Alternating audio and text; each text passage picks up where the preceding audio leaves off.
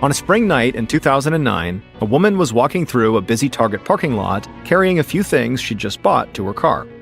Suddenly, the woman heard a loud bang of a gunshot echo through the parking lot, and she heard other people screaming and running for cover.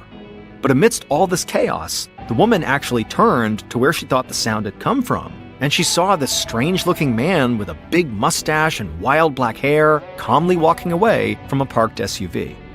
And then a moment later, she saw him walk out of the lot and into the surrounding woods, where he disappeared. Soon, police would launch a county-wide search to try to track this man down, not realizing he was hiding in plain sight the whole time. But before we get into that story, if you're a fan of the strange, dark, and mysterious delivered in story format, then you've come to the right podcast, because that's all we do, and we upload twice a week, once on Monday and once on Thursday. So, if that's of interest to you, please invite the follow button shopping with you, and when you're inside of a very fancy store, secretly stick a magnetic alarm sticker onto their back, and then leave. On the morning of Sunday, April 26, 2009, in a suburb of Atlanta, Georgia, a 25-year-old woman named Heather Strube sat with her boyfriend, Mike, at the kitchen table of Mike's home. Heather and Mike had been dating for a year, but somehow everything still felt fresh and new, and Heather wished she could just spend all day with Mike. But this Sunday, Heather had plans. She was going to church, then to do some chores at her house, and then she would pick up her 19-month-old son from his father. She knew, in theory, she could skip church in order to spend a little more time with Mike. But for Heather, skipping church was like missing a meal. Whenever she did it, she ended up with an empty feeling in her stomach.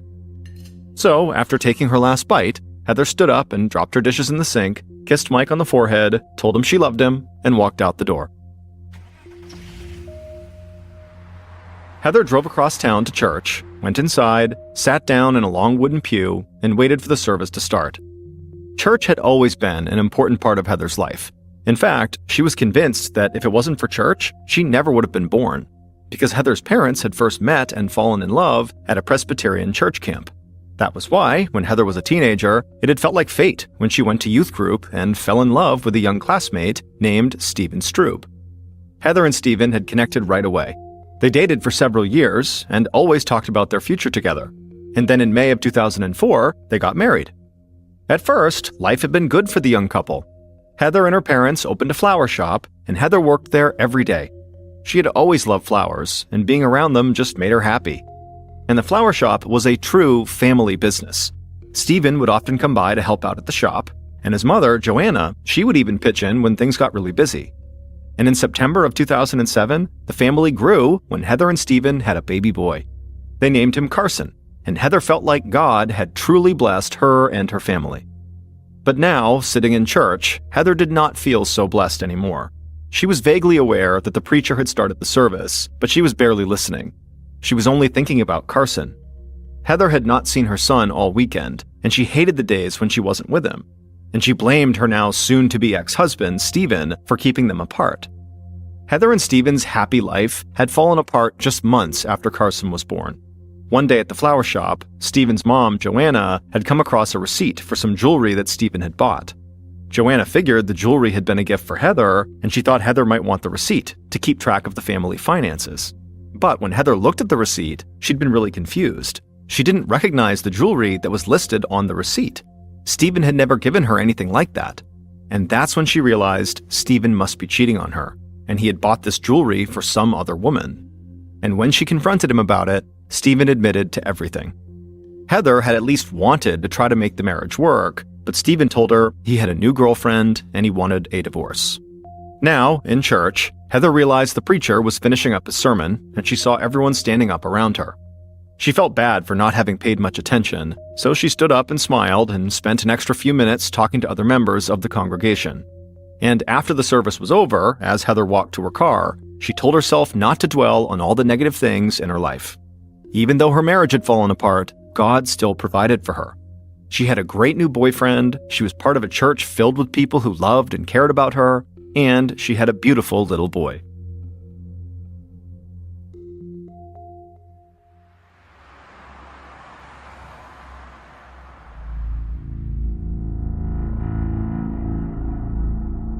At around 6 p.m. that night, Heather drove across town to pick up Carson. But the little bit of hope she had started to feel after church had now disappeared, and she felt uneasy. She always felt like this when seeing Steven, because their custody swap meetings had been tense from the beginning. Nearly every single time Heather and Steven met to hand off Carson, they would get into an argument. The baby lived with Heather, and Steven had him every other weekend, but Steven had been arguing for joint custody because he wanted Carson to live with him half the time. The fights between the parents had gotten so bad at one point that Heather had insisted on doing the custody swaps in the parking lot of a busy shopping center. Recently, though, the animosity had sort of leveled off. Steven just wanted to be done with the divorce proceedings, so he had finally agreed to allow Heather full custody of their son. Still, though, Heather preferred to meet Steven in public.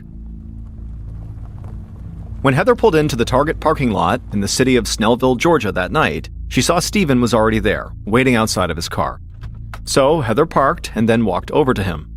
Steven said a quick hello, and he lifted Carson out of his car and handed him over to Heather.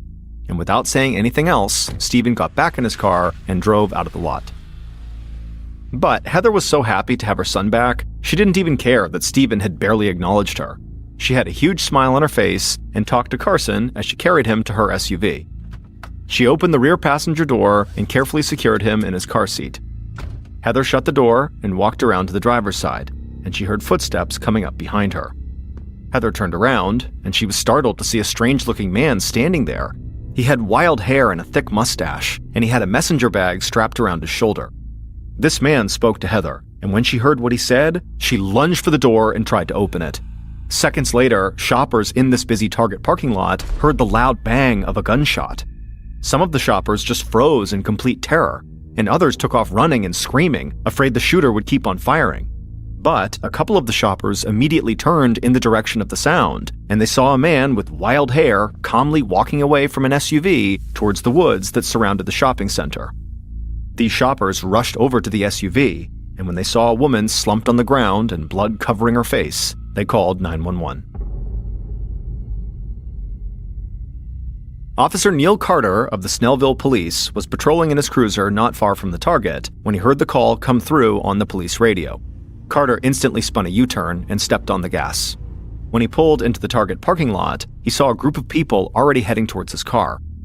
Carter parked, stepped outside, and then walked directly into complete chaos.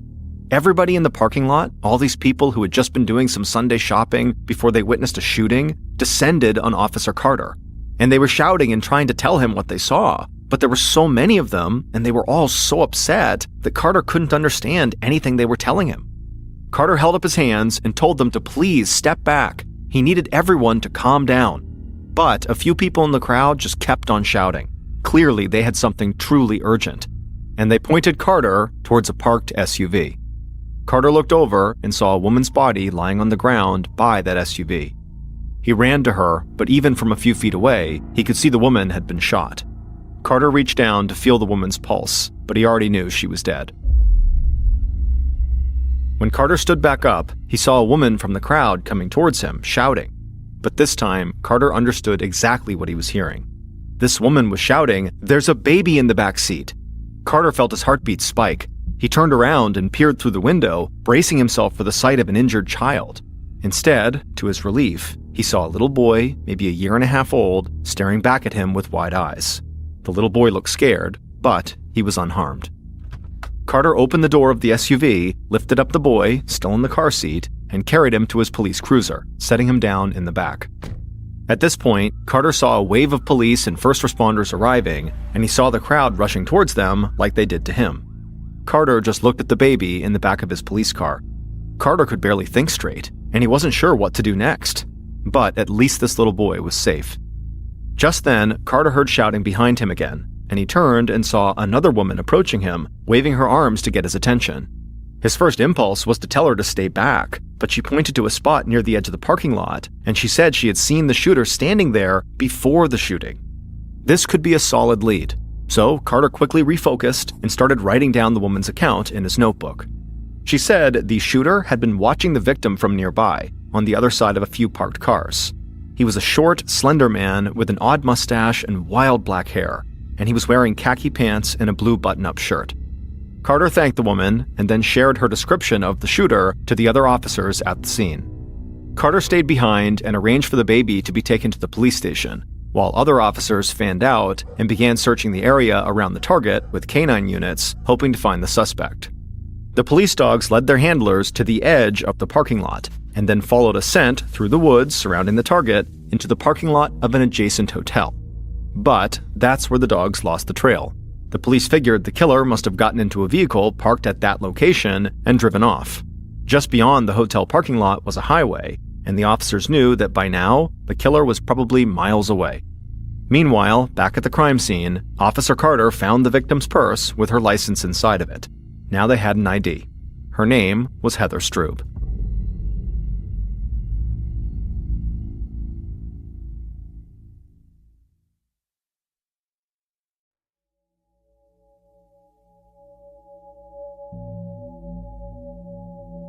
Soon after Officer Carter identified Heather, Lieutenant Trey Downs of the Snellville Police Department arrived at the target parking lot.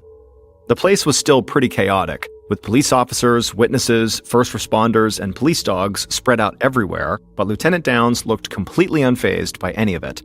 He quickly met with Officer Carter to get an update and also a description of the shooter. Then he walked right towards the target. As he got closer, he saw several security cameras mounted on the roof of the store pointing down at the parking lot, and he smiled. Downs had already figured that this store would have decent security, and now he believed these specific cameras would be the key to finding the shooter. Inside the store, Downs flagged down an employee and told her that he needed to see the security footage for the entire day. The employee led him through the store to a cramped room filled with multiple security screens. A man was already hunched over the screens, watching the scene currently unfolding in the parking lot. That man introduced himself to Downs as the director of security. Downs told him that he needed to see everything the cameras had picked up that evening, so the security director pulled up the footage. At first, as Downs examined each camera angle, he was disappointed. There were no cameras aimed directly at where Heather had parked, and so there was no footage of the actual shooting. But as he looked closely at the footage that they did have, Downs spotted a man who perfectly matched the description of the shooter. The man entered the parking lot on foot, walked in the direction of Heather's SUV, and a short time after, walked away toward the surrounding woods. The footage was low resolution. Downs asked if he could have the footage so he could send it off to the crime lab for possible enhancement. But the security director surprised him by saying that Target actually had its own forensics lab that was so good, Target had actually closed cases that even the FBI couldn't solve. The security director promised he'd get the footage out first thing in the morning and get the process started. Downs said that would be a huge help, and he headed out of the store. The sun was setting, and the parking lot looked calm and empty compared to how it had been when Downs first arrived. He saw crime scene investigators packing up their equipment for the night. One of them had called him over to tell him that Heather had been shot with a .38 caliber revolver, but the weapon itself had not been found at the scene, and neither had any clear fingerprints. This was not the news Downs was hoping for. So far, he had a good physical description of the suspect and some blurry video, but not much else. But he figured he did have at least one other thing to go on. This shooting did not appear to be a random attack. Downs believed Heather had been targeted.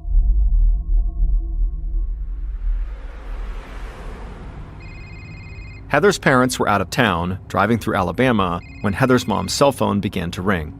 She picked it up and heard the voice of her father, Heather's grandfather, on the other end, and his voice was shaking. He told her that he had just been visited by the police, and he had some horrible news that he could barely even believe was true. The police had brought Carson to his house and told him that Heather had been murdered. Heather's mom screamed and hung up the phone. Heather's dad, who was driving, asked her what was going on. Heather's mom could barely get the words out, but she told him that their daughter had been killed. Heather's dad pulled over to the side of the road, and the two parents just sat there and wept. Then they turned the car around and began making the trip back home to Georgia. Several hours later, late on the night of the murder, Heather's parents walked into the Snellville police station and saw Lieutenant Downs waiting for them. Heather's parents looked completely dazed, like they barely knew where they were. They'd sped home from Alabama, almost without saying a word to each other. It was almost like if they didn't talk about what had happened, maybe it wasn't real. But earlier, they had gone right to Heather's grandfather's house, and when they saw him sitting with Heather's little boy in his lap, it had hit them. They had lost their daughter, and Carson had lost his mom. At the station, Lieutenant Downs said he was deeply sorry for their loss. He understood they were grieving and in shock, but every second counted in a homicide investigation, and so he couldn't wait to ask them questions. Heather's parents said they understood, and they followed Downs to his office and sat across from him at his desk. First, Downs wanted to know if they knew what their daughter was doing at the Target that evening. Was she just shopping? Heather's mom shook her head. She said Heather and her husband Stephen were separated, and they met at Target to hand off their son as part of their custody agreement. The custody battle had been ugly, she said. She paused, and in a quiet voice, she asked Lieutenant Downs if he thought Stephen could have had something to do with Heather's death. Downs was not surprised by this question. A husband going through a divorce was almost always suspect number one in a murder like this. It was his first thought too. But as an investigator, he liked to keep his evidence and theories under wraps as much as possible. But he did tell Heather's mom that they had a good description of the shooter and it didn't match Stephen. And beyond that, Stephen had been seen driving away from the parking lot at the exact time the killer approached. So no, he said, he did not think Stephen was the shooter. What Downs didn't say was that he had not ruled out the possibility that Stephen had hired someone else to kill his estranged wife. Downs told Heather's parents he just needed one more thing: a list of all the people who knew that Heather would be in that parking lot at that time of day for the custody swap. And after thinking for a few minutes, Heather's parents came up with about a dozen people, and Downs wrote down all the names. Downs told them again how sorry he was, and then he walked them out of the police station. Downs went back to his office and read over the list Heather's parents had just given him, and he decided there was no way around it. The only person it made sense to start with was Heather's estranged husband, Stephen Strube. The next morning, Lieutenant Downs and another officer arrived at a house in a quiet suburban neighborhood. This was Stephen's mom's house, and Downs discovered Stephen had started staying here after he and Heather had split up. Downs had barely slept, but nobody would ever know. He looked sharp and full of energy. He knocked on the door, and a young man answered it. Downs asked him if he was Stephen Strube, but the young man just said no, turned around, and walked away. Downs looked at the other officer, a little confused by what had just happened. Downs was about to shout at the young man to come back and talk to them when a middle-aged man walked up to the door and asked if he could help. So Downs asked him if Stephen was home, and the man laughed. He said, yes, Stephen was home. He was the one who just answered the door. Lieutenant Downs glanced over at the other officer again, and they both looked like they might start laughing. Stephen lying to their face and then just walking off was really strange. The middle-aged man invited Downs and the other officer inside the home and led them to the front room, where Stephen was now sitting on the couch. Downs immediately asked Stephen why he just pretended to be somebody else. And without missing a beat, Stephen said he was on probation for burglary and he'd violated his probation. So now he was just trying to dodge the cops. Downs told him that was not very smart, but he said they were here about something far more serious than Stephen breaking his probation. They were here because Stephen's wife had been murdered in the Target parking lot right after she had met up with him. Stephen got off the couch and his attitude completely changed. He looked terrified and he asked where his son was. Was Carson okay? Downs assured him Carson was safe and that he had not been hurt. Police had already taken him to stay with Heather's grandfather for the time being. Stephen collapsed on the couch and tried to catch his breath.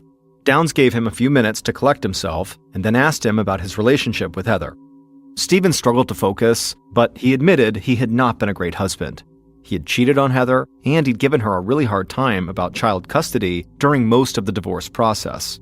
But he said he'd finally cut all of that out and had agreed to let Heather have full custody of Carson. And he said no matter how badly they might have fought about stuff, he never would have hurt Heather. Downs said they could wrap things up, at least for now. He just needed to know where Stephen went after meeting Heather at that Target.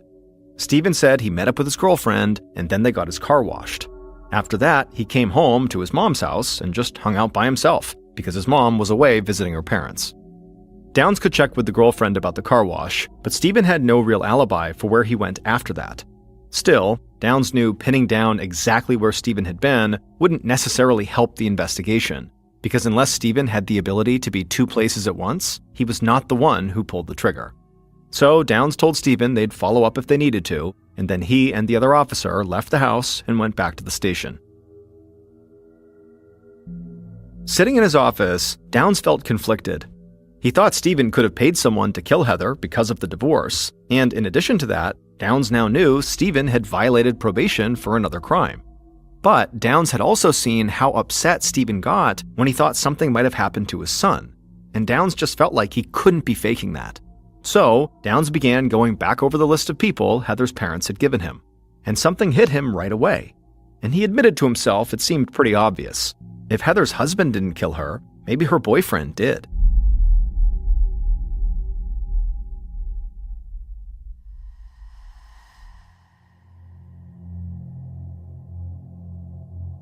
Later that day, an officer led Heather's boyfriend, Mike Vickers, into an interview room at the station, where Lieutenant Downs was waiting.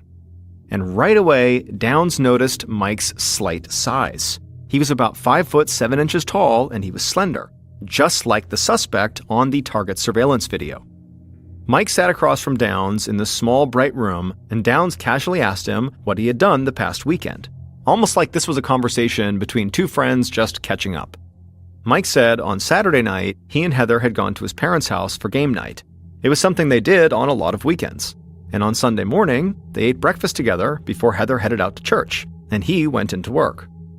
Following up with Mike's employer to check if he'd really been there would be easy enough, so Downs shifted his focus. He asked Mike about the custody swaps between Heather and Stephen. Did he know how they worked? Did Heather say anything about the custody swap this past Sunday? Mike said he had actually gone to one of these custody swaps in the past, so he knew exactly how they worked. The swap he had gone to had been one when Heather was still kind of freaked out about meeting Stephen alone. Mike had driven to the Target with her, and he ran into the store to grab a few things before Stephen got there. But by the time he was leaving the store, Stephen had arrived and was handing the baby to Heather. So Mike had just hung back and watched from a distance. Lieutenant Downs sat quietly, just looking at Mike for a minute. This was a guy who fit the description of the killer, at least in part. He also knew exactly where Heather would be at the time of the shooting, and he most likely knew the layout of the Target parking lot and the surrounding area, because he had been there before. So, Downs asked Mike if there had been any problems or tension lately between him and Heather. But Mike said he loved Heather, and that their relationship was awesome. They almost never fought, and they had even been talking about having kids and buying a house together. Not long after that, Downs finished up the interview and told Mike he was free to go. On the surface, Mike had seemed to be telling the truth about his and Heather's relationship, but that definitely wasn't enough for Downs to eliminate him as a suspect. After all, boyfriends could get jealous and do really stupid things, even if they were in a good relationship. And Downs knew if he could just get a clearer picture of the man from the surveillance video, he would know if Mike was the shooter or not. After the interview with Mike, Downs called the security director at Target to see when the enhanced images from the video would be ready. The security director said he had sent the footage off to the lab, but it would take at least a week for the lab technicians to finish their work. The idea of waiting around to get these images did not sit well with Downs. He wanted to keep moving forward, and he knew there had been a whole parking lot full of people who had at least caught a glimpse of the suspected killer. That evening, still only about 24 hours after the murder, Downs had his team bring in as many people who had witnessed the shooting as they could. And Downs had all these witnesses sit with a sketch artist who then drew a composite based on the descriptions of the killer that the witnesses provided. But when Downs and the other investigators saw the completed drawing, they thought it might be a joke. This killer with the huge hair and big mustache looked like a caricature, or like Sonny Bono, the famous singer from the 1960s and 70s. But all of the witnesses looked at the drawing, and every one of them swore that was what the killer looked like. Downs was pretty sure he was not looking for a famous singer, so he resigned himself to the fact that he was going to have to wait for the images from the lab to get a clear picture of what this man really looked like. And this frustrated him, because he felt like until he had those images, he and his team would just be sort of treading water. But the next day, 2 days after the murder, Downs was in his office going over his notes when an officer rushed in and said he needed to come quick. A phone call had just come into the tip line, and the caller said he had seen the killer up close. Downs didn't hesitate. He got up, walked across the station, and grabbed the phone from the officer who was manning the tip line. Downs quickly introduced himself and asked the caller to tell him everything.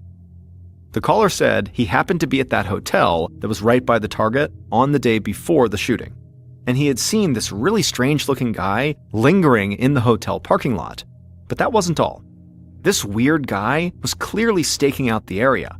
He was looking through a pair of binoculars, and then he took a bunch of photos. And then when the guy was done taking the photos, he hopped in a Ford F-150 pickup truck and took off. Downs, who prided himself on almost always remaining calm, felt a huge rush of excitement. He asked the caller if he managed to get the truck's license plate number. But the caller said he didn't. However, he said the truck was white and it had a really distinctive black trim all around it. Downs got even more excited. A license plate number would have been perfect, but this description was still huge. Downs got the caller's info and then hung up the phone. He quickly gathered his team and they ran a search through motor vehicle records for all the white Ford F-150s registered in the county. And when Downs saw the name of one of the people who owned a Ford F-150 in town, he thought he might have just found Heather's killer. Later that afternoon, Lieutenant Downs drove through a quiet suburban neighborhood with the hotel witness sitting next to him in the passenger seat. Downs spotted the house he was looking for and stopped the car. He pointed to the white truck parked in the driveway, and the hotel witness looked at it through the passenger side window. And when he saw it, the witness immediately said that that was the truck he'd seen the strange-looking man get into at the hotel. There was no mistaking the distinct black trim all around it. Downs said that was great news. He thanked the witness for coming along, then he hit the gas and sped away from the house. The following day, which was only 3 days after the shooting, police got a search warrant for the house where the white truck was parked, and they impounded the truck and brought it in for a forensics search. And the forensics team quickly discovered that the truck had clearly been recently cleaned, because it was absolutely immaculate inside. This made it difficult for them to find anything useful in the truck, so they sent it to the Georgia Bureau of Investigation's lab to undergo trace evidence testing, hoping the state lab might be able to find something that they couldn't. In the meantime, Downs and his team cataloged everything they had taken when they searched the house where the white truck had been found. And the more evidence Downs saw, the more confident he became that he had found the killer. Still, Downs wanted to make sure his case was airtight before he made an arrest. He didn't want to bring the killer into police custody just to have the district attorney's office tell him that the case wasn't strong enough to argue in court. But Downs didn't have to wait too long to get another big piece of evidence. A little over a week after the murder, the Target lab sent the enhanced surveillance images to Downs. And as the lieutenant looked at these images, he saw something that he believed would help him close this case.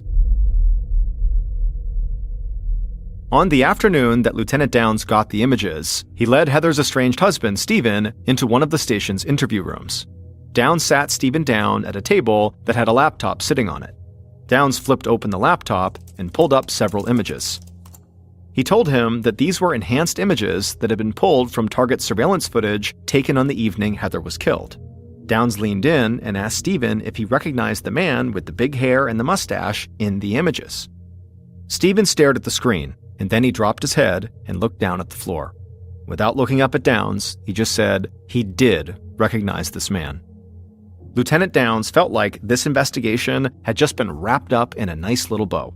He knew it would still take time to compile all the evidence and put together the strongest case possible, but in that moment, Downs was sure that he knew who killed Heather Strube.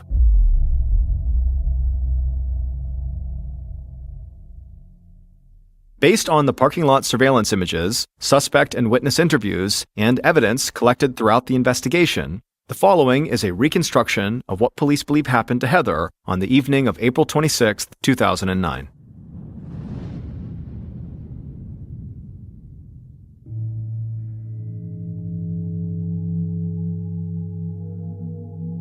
At around 6 p.m., the killer crouched down behind a row of parked cars at the edge of the Target parking lot, tightened the messenger bag slung over their shoulder, and watched Heather and Stephen's custody swap. When Heather started putting baby Carson into her car, the killer began walking fast right towards her. Heather heard the killer's footsteps approaching, and she turned around to see this bizarre-looking man standing there. The killer spoke, and it frightened Heather. So much so that she turned and tried to open up her driver's side door to get away, but the killer immediately pushed themselves between Heather and her SUV, and then before Heather could even call out for help, the killer reached into their bag, pulled out a revolver, pressed the muzzle right against Heather's forehead, and squeezed the trigger. There was a deafening bang, and then Heather crumpled to the ground as blood began to pour from the wound in her head. The killer heard screaming coming from all of the shoppers who had just witnessed this, but the killer did not panic. Instead, they turned and calmly walked across the Target parking lot, through the surrounding woods, and into the nearby hotel parking lot. There, the killer got into their truck that they had left parked right there. They drove off and pulled onto the highway. Once the killer was far enough away, they peeled off their fake mustache and removed their wig. A cheap disguise, but one they knew would conceal their identity. Because neither Heather's husband nor her boyfriend killed her. Her mother-in-law, Joanna, did. It turned out Stephen's mother, Joanna, did not like Heather at all. And she had told different people on several occasions that she did not think Heather was a good mother and that Heather should not have custody of Carson. Now, Joanna was not anywhere near the top of Lieutenant Downs' suspect list when the investigation started. After all, he thought he was searching for a strange-looking man. But then, Downs discovered that the distinctive white Ford F-150 truck was registered to Joanna. And when that truck was sent to the state lab for further testing, they lifted a single fiber from the truck's interior, and that fiber was determined to be synthetic hair, most likely from a wig. So Downs started to rethink everything. Maybe that strange-looking man on the surveillance video, the suspected killer, was really a woman in disguise. And when he saw the enhanced images from Target's lab and rewatched the entire surveillance video, he was sure he was right, and that Joanna was the person in the wig and fake mustache. And when Downs showed the surveillance images to Stephen, he recognized his mother through the disguise. But even after that, Downs and his team wanted to lock their case down further, and they eventually discovered that Joanna had owned a .38 caliber Rossi revolver. Now, Joanna's gun was never actually found, but ballistics tests confirmed that a .38 caliber Rossi was one of only 2 types of revolvers that could have fired the bullet that killed Heather. And with that final piece of information, Downs and his team made their arrest. Joanna was found guilty of murder and sentenced to life in prison with possibility of parole in 30 years. She was prohibited from having any contact with Heather's family, including her grandson, Carson. Heather's parents were granted full custody of Carson and are raising him themselves, but they do make sure he continues to have a relationship with his father, Stephen Stroop. Police do not believe that Stephen had anything to do with Heather's murder, or that he knew his mother was involved. That is, until he saw the surveillance footage.